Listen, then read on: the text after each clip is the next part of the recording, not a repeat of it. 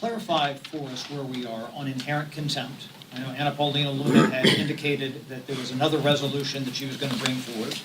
Is that going to, in fact, happen tomorrow? And do you support it? We've heard different things. I know what you had indicated before the recess, when things were all on the table, you were looking at everything.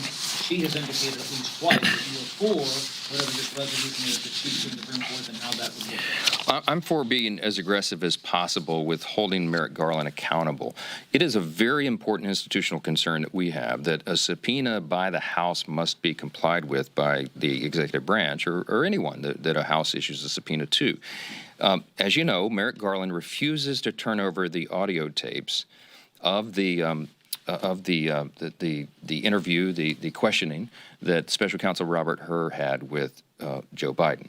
We have the transcript, but we have a responsibility to ensure that the audio matches the transcript. Now, everybody in America knows. We all know why they don't want to turn over the audio, because it will obviously, presumably, show exactly what we all saw on that debate stage a couple of weeks ago, or Thursday last, and that's something that they've been wanting to cover up. So they're going to great lengths to exert executive privilege, which has no...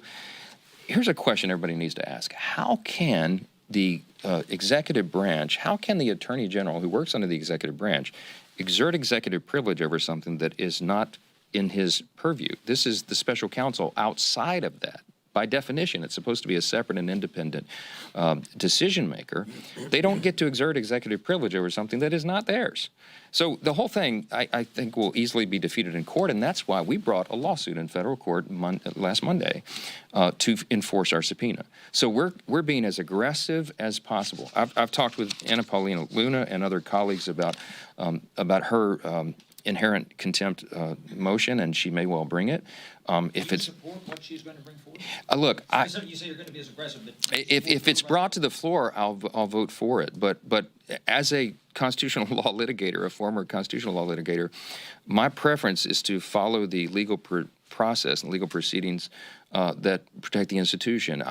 I'm frankly have a little pause about presenting an Article I authority question to the Article III branch, to the federal judiciary, to ask the judicial branch whether they believe we have the right to enforce a subpoena in this unconventional way.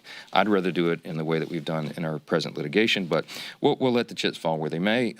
You know, every member has a right to bring a privilege motion like that, and Anna's very committed to the principle, and I am too. We all are. I think every Republican is. And so we'll see what happens with that. So, yeah. Thank you, Mr. Speaker. So since Congressman Roy's right there, do you plan on moving his 25th Amendment resolution forward at any point? So I was asked, I think maybe the next day after the debate, if I were in the Biden cabinet, that was how the question was presented to me.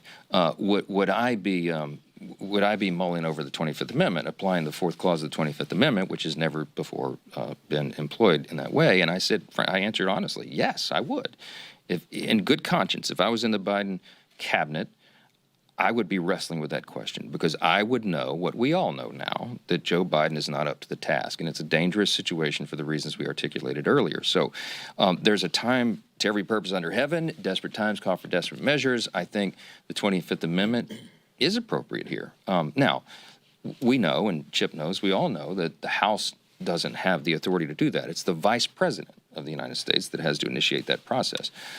We don't have any involvement unless there's a disagreement between the President and what the Vice President and the Cabinet decide. So we're far away from that eventuality. But I think the notion that the 25th Amendment would be appropriate here is something that most Republicans and, frankly, most Americans would agree with if they understood the process and how that works. And I think you'll hear a lot more talk about it. I'm under no illusion that they're going to do that.